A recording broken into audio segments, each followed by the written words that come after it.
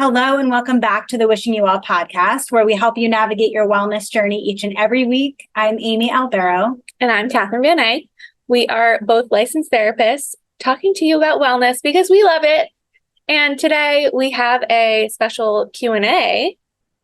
We do these from time to time. And today we have two questions to answer. One about boundaries and one about comparison.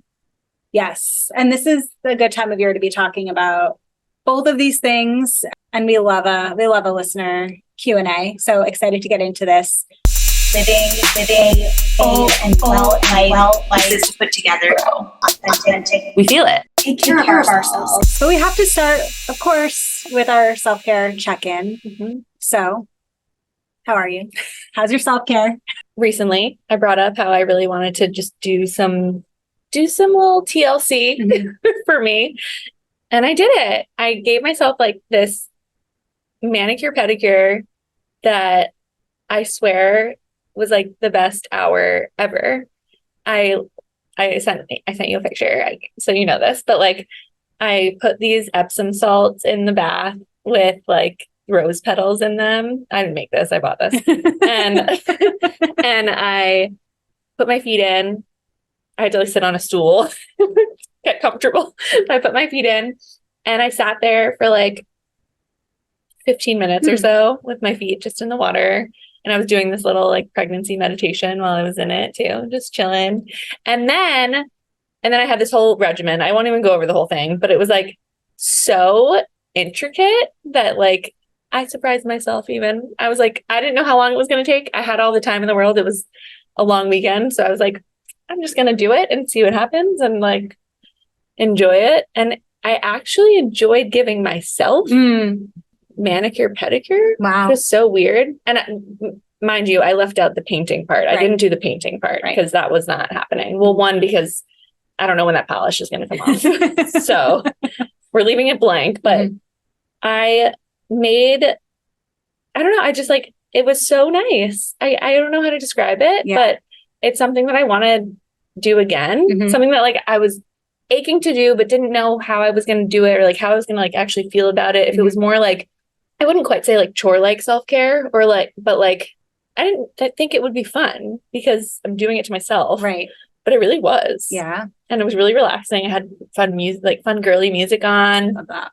And I didn't entirely know what the process was going to be. I ended up like scrubbing my feet twice with this foot scrub. I was like, really want to get in there. And yeah, and I just loved it. So that was my self-care. Just, it was being recorded. Okay. So self-care expectation versus reality. So much better. Wow. So much better. Wow. Reality. Okay. Yeah.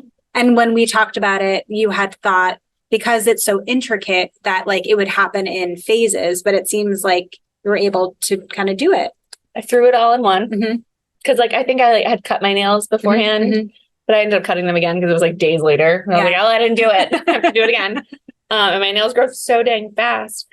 So yeah, my feet are like a little bit softer now. Now I just have to keep it up. Yep. And yeah. Wow. That's it. Well, that's good. I'm happy to hear that like it was relaxing and not just, as you said, like a chore. And the like bath looked so pretty. Thanks. Yeah. It's really nice. So to anyone out there, you know, who want to explore with giving themselves a little spa hour, might not be as. Was that how long it took? Like an hour? I think it was about an hour. Okay. That's not bad. Yeah. Maybe a little less, but I really wasn't keeping track and I was just doing it and seeing what happened. Yeah. Okay. Because I feel like with things like that, for me anyway, that's what sometimes prevents me from doing it is it feels like so daunting and that it's going to like take forever. And it sounds like, no, an hour is doable. Yeah. Doable. Like if you have the time, obviously, and maybe if you know that it's going to be nice and now you know it's going to be nice. Right. So do it. Right. Yeah. Oh, I love that. Okay. And like, I was really adamant about like, I'm going to make this so good. Like it's going to put nail people out of business. It's going to be really good. And that's how I felt. That's how I felt after it. I was like, I did such a better job than they do. Yeah. Because I actually like did everything that I need without having to ask them and be so awkward. Like, can you rub my legs a little more? Like, can you like get those gross calluses off my heels? Like, I did it. No, I love that. Yeah. That's good. So you'll do it again. I will do it again. Recommend. Yes. Okay.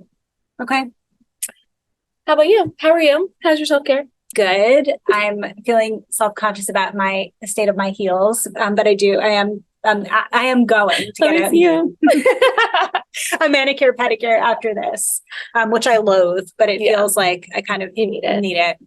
But my self-care is in like I don't think this is a self-care that I've ever referenced. And it is definitely in the chore like self-care. And I guess it's in the physical self-care bucket. But I have made a ton of doctor's appointments. And like tomorrow I'm having blood work done, and it's blood work that I've been like wanting and needing and pushing off. I made a dentist appointment. So that's coming up. I found a new dentist.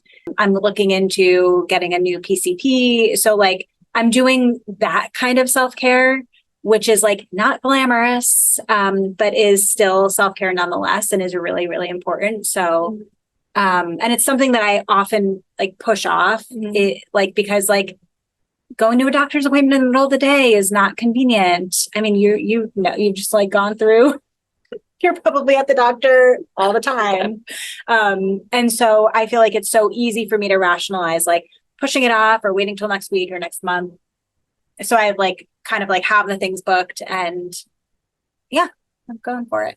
It's amazing. I mean, one huge part of wellness is your literal physical health, and people, you know, either are just thinking physical health like exercise and physical health like, you know, working out, but keeping up with your appointments and going to them, that's huge. Yeah. And so important. Yeah, you got to do it.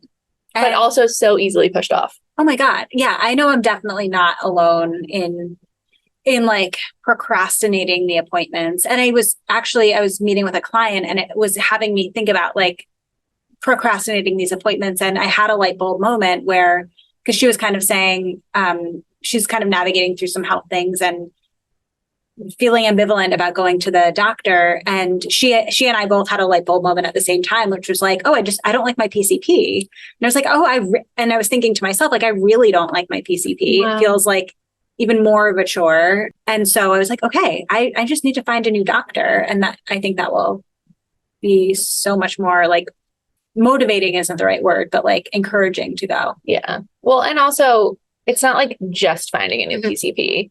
That is really annoying work to do. Oh, who takes my insurance? Right. That's like number one. Yeah. And then it's like, well, where are you? That's number two. Or maybe it's where are you? Then who takes my insurance? And then it's like, then it's the vibe. Right. Vibe, philosophy, like even what's it called? Bedside manner. Yeah. That kind of stuff. And of course, in doing this work, like it's not a surprise that I like appreciate a holistic approach to things, which sometimes butts up against, you know, like the Western medicine. And so like finding someone that like can hang with my like dietitian that I'm working with, or, you know, might not like, doesn't just throw antibiotics down my throat, that kind of thing. So, and that is even a layer deeper and which makes the search harder. Yeah. So yeah. So that's my self-care. Great. Yeah. Main coursey. Main course, but like maybe 3-course meal. I mean, you're checking so many of them off. Dentist, yikes, have not been to a dentist in a long time. That's amazing. Yeah. I also need eye doctor coming up soon, but I need a new pair of glasses. So it like feels like fun, feels like shopping. Yeah, that one's different. It is different. I don't know why. So yeah, I'm doing all the things. Good for you. Yeah. Thanks. All right. Should we get into the questions? Let's do it. In case this is your first Wishing You Well episode. Right. We're going to maybe give a little advice, which is funny for us because we don't do that in therapy. But we're not your therapists here. Right. Even if you're a listener and you're a client, this is not therapy. So this is different. And we take a little bit of a different approach here. Right. We take the opportunity to be a little more direct, maybe. Yes. And give a little more guidance Yeah. than we normally would Yeah. if we were in a different role. But you're right. In this, while we are therapists, we are not these people's therapists. Yeah. So definite disclaimer, this does not constitute medical advice by any means, but it's, we'll give our therapist take on these questions. So yeah, why don't you go ahead and kick it off? All right. So first question.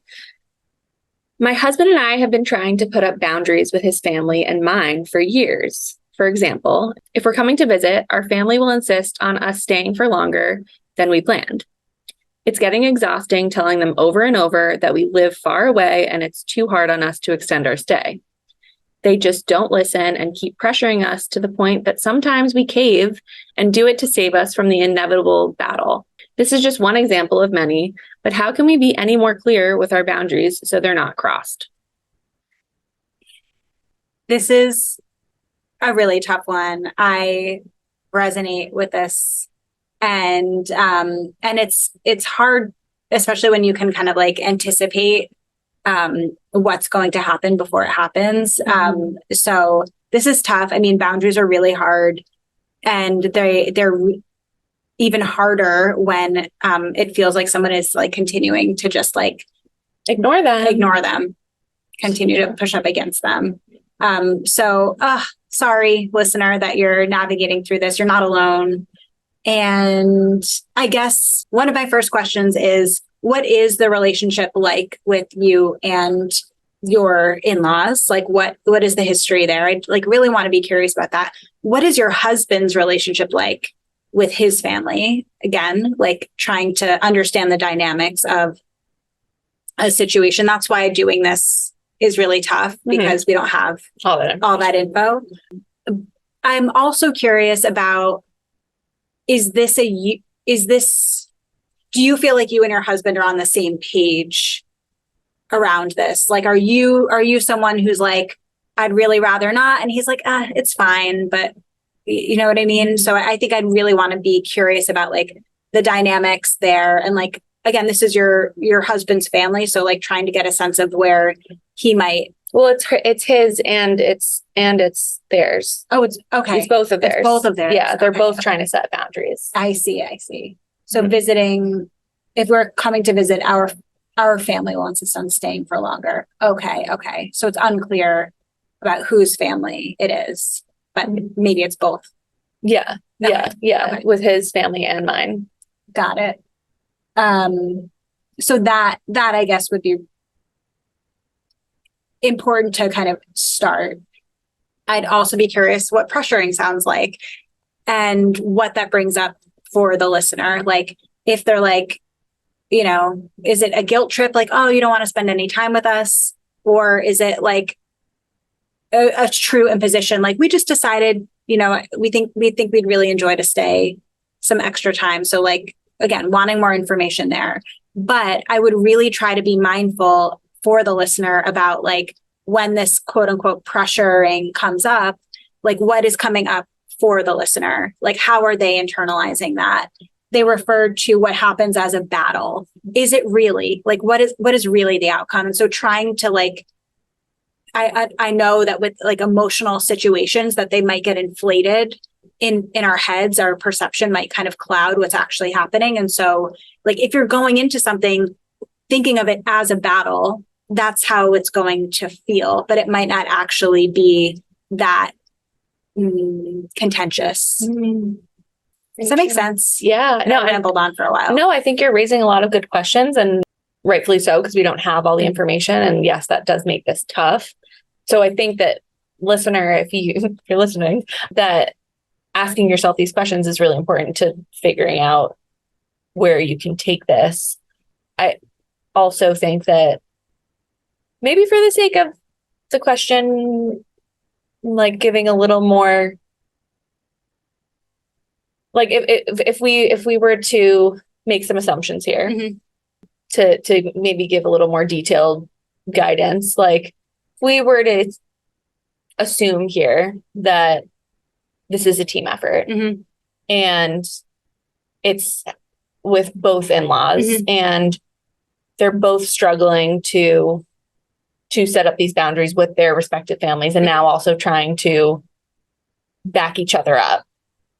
Because let's say that this is the situation that let's just say that this couple lives their life very differently than both of their families. Mm-hmm. So that alone is creating a lot of tension. Right. And holding up this boundary means you're not engaging with the family. Like you're rebelling from the family. Mm-hmm. And so this couple has felt like that for a long time. Mm-hmm. How can they uphold this boundary with a family that says, if you put up this boundary, it doesn't make sense to us because it means that you don't want to be part of this family? Got it. Okay. Well, first, I love that the assumption is also that they uphold the boundary, because that was They're another. trying. that was because that was something that I also wanted to speak to. Sometimes we cave and do it to save us from the inevitable battle. It's like a toddler and a temper tantrum. Like, you can say no 9 times, but on the 10th time, if you say yes and cave, then that kind of reinforces the behavior. Mm-hmm. And the same is true with a boundary. Like, if you hold it, you have to hold it firm. Even that's really, really hard to do. And it sounds like within these dynamics and within those assumptions, it's going to be really hard to do. But if you cave, that essentially means that you're starting back at square one with setting a boundary. So yeah, trying to uphold the boundary. I think the way that you posed the question is making me think of our adult children episode and trying to think about like what it is that the sets of parents are actually wanting and how to kind of communicate on that level. Yeah. Right. Like, mom and dad, like, I see that you really want to spend time with us. I love when you're here. In order for us to like continue to enjoy the time that we have, it's really just helpful for us to like have this schedule so that we don't grow resentful. Like, I want to look forward to you coming. And I sometimes feel like it gets challenging to continue to enjoy it if you prolong the stay past what we agreed on. And so like trying to almost stay in the relationship and in actually what's being communicated. Like again, another assumption is I enjoy spending time with you. I don't know that that's true. Or maybe it's spending time with you is important to me. Being part of this family is important to me. It might look different than what you expect or what you might like. But this is, if I'm thinking about myself, like if I know that we're going to see you for these 3 days, then it allows me to be like so full in for those 3 days. Do you know what I mean? Like, so trying to have being so transparent. Yeah, more of a transparent conversation and leading with the relationship rather than it be about like, just like someone like continuing to crossing a boundary is I'm not excusing this and for different boundaries, this might not uphold, but there is some communication that's happening with the crossing of the boundary. There's some communication from the parents that's happening with it being a battle and it being a pressure. And so like, that's what I would try to be curious about. Like, it seems like you really, really want to spend time with us. It seems like, what does it mean to you when I say like, only like we have these 3 days? Like, it seems like, are you feeling rejected? Like, so I would try to like bring it more to a conversation, bring more transparency, get more to the emotion rather than like, this is passive aggressive. What's happening? The pressure and the boundary push, it's so passive aggressive. So I would take the passivity out of it and just be more like confrontational, not in a conflict way, but like just talk about it. Yeah. I don't know. What do you think? No, I love that. And I think when we've talked about confrontation in the past, that people automatically think that it means bringing on conflict and not resolving conflict. That is like under the surface there, like so passive that people just aren't talking about it. And that bringing it up actually helps because people have this assumption that bringing it up is just going to stir things up. Bringing it up means you're laying it out on the table and it's not going to be, received well. And they might not receive that well still, as articulate as you can be and as clear as you can be. They still might not like it. They still might not understand it. And their misunderstanding of it and their even like lack of desire to understand it, because sometimes families are just so stuck in this is the way it has to be. So, depending on the hierarchy of your family and how that works and the culture of your family and how that works, that people might just not want to hear it. And that's not on you to try and then have them grasp it somehow. So you can be as clear as you want, but it might not work. And I'm saying it might not work, like it might not work in a way that then leads you to this beautiful place of like harmony and love and peace with your family. Like, no, it just might mean like, all right, I put out that boundary and I'm going to keep putting up that boundary and I'm going to keep putting it up in this way because this is the best way that I can be a part of this family. Right. And that, like you said before, that consistency around putting up that boundary is the most important thing, because like we've also talked about before, we all like homeostasis. We all like things to stay the same. And so once something shifts, something's going to shift with that too, eventually, but you have to keep shifting it out of that regular gear. Right. Or else it's not going to get the practice. Right. And I think that there is an element of if doing that, like if you continue to uphold the boundary and stay firm in what it is, that another piece of what will probably need to happen is some element of radical acceptance of like, I'm going to uphold this boundary. I'm going to receive some pressure or hear some annoying comment, like, and not like an is what it is sort of thing around it, but like, okay, I know this is coming. Like, how can I arm myself, if we're using the battle analogy, like, how can I arm myself to know that I'm probably going to get some pushback here? Like, what do I need in order to like stay grounded and stay firm in this boundary? Right. Just because I'm going to get pushback doesn't mean I have to cave. Doesn't mean I have to give in. Especially if you're expecting that pushback. Like, what are you going to prepare yourself with in knowing that pushback could happen? Yep. Okay. It's a tough one, listener. Tough one. Keep us posted. All right. Should we move on to the next one? Yes. Okay. And before we get into our next question, well, reminder, you can send your listener questions to wishingyouvell@revivecfw.com. We love hearing from you. This next one, you ready? I work really hard and I'm proud of that. But when I pull away from that, whether it's out with friends or just scrolling on Instagram, all I can see is what my friends are up to. They're all married with kids, have bought homes, and seem like they're thriving. I look at them and I think about how I have nothing to show for what I've worked for. I know that comparing myself to them is not helpful, but I don't know how to stop. How can I be happy for them and at the same time feel good about where I'm at? For those listening, Amy and I just pouted. Both made frown faces. I just feel so bad that this person's not seeing that they still are thriving. Like, okay, they're proud of themselves, but like they're not seeing that as like enough merit because they don't have a family with kids and marriage.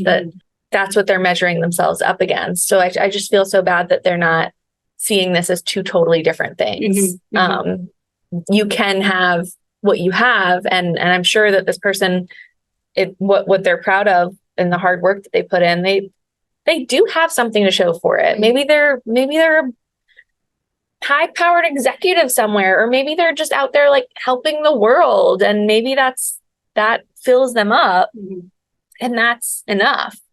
And listener, that is enough. Like, you're totally thriving if you're doing these things and you're proud of them. That's it. With that, I will say that I think that there's some questions here that, when we compare ourselves to people, we're thinking about obviously like what we don't have, but we're thinking about what we don't have because that thing that we don't have either is something that we want because it's important to us. And if that's the case, listener, then I want to explore that with them. Like, what is it about the marriage and the kids that is missing from their life that they want? And like, what is it about that they're not also working equally as hard to try to get? Mm-hmm, mm-hmm. Or this is just a societal expectation and listeners just caught up in, I feel like this is what I should be successful in. Like this is what means success. Mm-hmm, and I don't have that. So therefore I'm not successful. Mm-hmm, mm-hmm. So if that's the case, well, that's just a bunch of horse shit.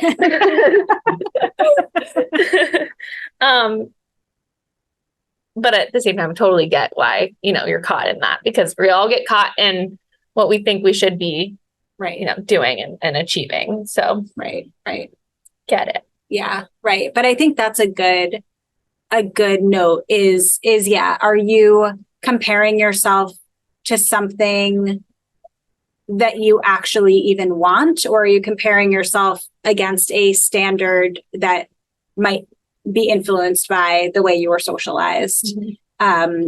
And I do like that, as you were saying that, I was thinking about other times where we've talked about similar-ish things where it's this comparison, this feeling of lack, of not having something, is information potentially about something that you might want.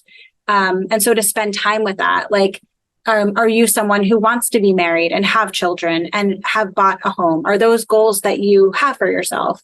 So the comparison might be pointing you in a particular direction around something. If it's not, if you look at these people and they just like maybe have different things or have checked off different boxes than you, and that's just what it's about. And maybe you're feeling a little left out, or you're feeling, I don't know, different. Then that might be about something completely separate, like you're saying about society. And so like try to lean into what this comparison or the feelings that come up around the comparison might be telling you. And I think like just a really good, maybe cliche, piece of advice that you can apply to pretty much anything is, if you focus on the lack, that is all that you'll see. But if you focus on what you do have, you'll see that as well. And so rather than like, well, I'm not married, I don't have kids, I still rent. Okay, but what do you have? Or rather, okay, and what do you have? And so focusing on the abundance rather than the scarcity around it could be really helpful, because every time you kind of like, I'm envisioning like kind of turning your head to the side to like look around you, you're turning away from yourself and from your life. Nice. And so like, how can you like turn toward yourself again, to pay attention to the things that you've already created for yourself in your life? I love that. That's so beautiful. Thanks. Oh. Yeah. But it is hard to do. Like, like that's why mindfulness is such a good practice, because just that idea of like turning your attention toward something is a practice. It's so hard. They're talking about just being with friends or being on Instagram. If you're on Instagram a couple hours a day, as we are, maybe just me, that's so many opportunities to look away from yourself. And so like the act of like, again, turning toward is a practice. And so it might take time. That might not feel completely authentic to like just try to pay attention to what you do have in your life. It might feel hokey or it might feel cheesy, but it does help settle like some of the feeling as though you're not doing enough or having enough or being enough. Yeah. I mean, there's a reason that those hokey and cheesy things are out there. Like they do work. They're not like out there just to poke fun at something. Like they're really powerful. I used to feel that way about affirmations. And then I started doing these pregnancy affirmations that are like part of this app that I'm on. And at first when I started to hear them, I was like, okay, I'll repeat after you, but I don't really like believe it. And now I'm repeating it and I'm like, yeah, I'm repeating this and I feel great from this. Like it really does do something. It shifts your thoughts around. The more you expose yourself to something that you're trying to like recalibrate or recalculate. It literally rewires the brain, like wild. And I love that you shared that because whenever we might do something new or different, it might feel a little hokey or you're going through the motions or you might not completely buy in, but the repetition around it, the consistency that seems to be a theme today, consistency around it is what actually helps like connect different neural pathways in our brain. Like that's pretty freaking powerful. And so, like the continued practice of noticing for yourself and maybe if you're listening, but not this listener who wrote in, maybe you're not at a place where you're feeling proud, or maybe you're not at a place where you feel like you're kicking ass in any area of your life. You can still build this habit by noticing like the small moment, like a moment of happiness or a moment of pride or a moment of encouragement or confidence or just feeling good. Like just a moment is all that it takes to build. A glimmer. Yes, a glimmer that also rewires the brain. And this it's the opposite of a trigger. So keep your eyes out for the glimmers. And if you look for them, you will find them. That's been another theme. It's been coming up a lot in my work of like, you will find what it is that you were looking for. And so if you are looking for all the ways that you're not enough, you're going to find them. But if you're looking for all the ways that you are, you're going to find those too. Couldn't help but have that High School Musical song just coming to my head. Want to sing it?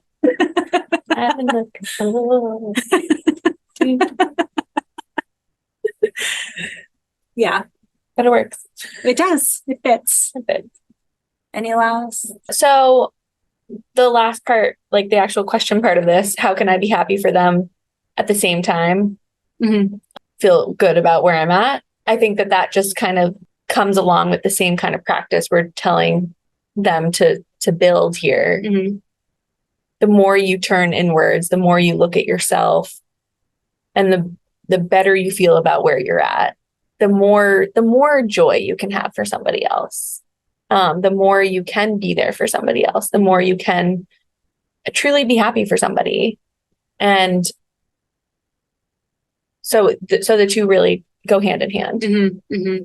That's such a great point. You're right. Like if you can like feel more full internally, that does give you a greater capacity to really be happy for others.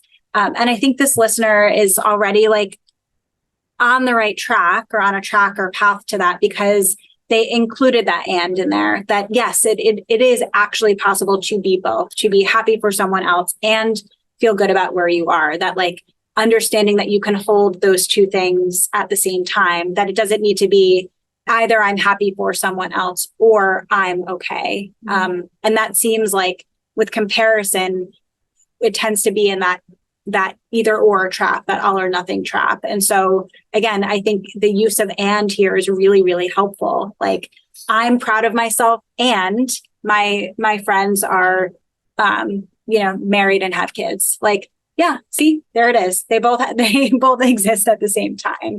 And so just trying to notice opportunities to like insert that and there. And maybe that's like a practice is when you start to notice yourself comparing, like another one of my friends got engaged and like what's on the other side of that and that you can insert about yourself. Okay. Well, you're doing great. Stick with that pride that you have. You can take and start practicing. Yeah. Okay. So thank you to these two listeners who sent in their questions for us. We hope we helped. And let us know what you thought of our feedback. And you can always, again, send us questions or really anything, any topic ideas. But we love questions from you to wishingyouvell@revivecfw.com. But we really thank you and appreciate you being here, for listening, for following along, for your ratings, reviews, subscribes, to all of the follows on Spotify and Apple Podcasts. We really, really appreciate it. We also appreciate all of you subscribing to our YouTube channel, Revive Center for Wellness. If you're not there, go check it out. We have full-length podcast videos up. And we also have our bonus weekly podcast, Reactivity TV, where you can watch our therapist takes and reactions to all things trending, movies and TV. So go check that out. You can also follow us on Instagram at ReviveCFW. You can follow Catherine at Catherine Van Eyck, me at Amy Albero LCSW. Check out our website, revivecfw.com. And one last time, send us emails to wishingyouwell@revivecfw.com. Until next time, we are wishing you well.